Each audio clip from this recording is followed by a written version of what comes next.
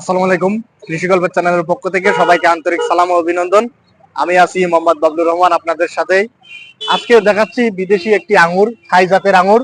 এগুলো সবুজ কালারের হয়ে থাকে। আমাদের বিভিন্ন ধরনের ব্র্যান্ডের কালার আছে। দেখতে পাচ্ছেন আমাদের এই যে নার্সারিতে গাছ বিক্রয় করতে করতে একটি গাছ পাশ দিয়ে এই দেখেন চারিদিকে ঝোপালো হয়ে গেছে আর প্রচুর পরিমাণে ফলন হয়েছে। দেখেছেন প্রচুর পরিমাণে।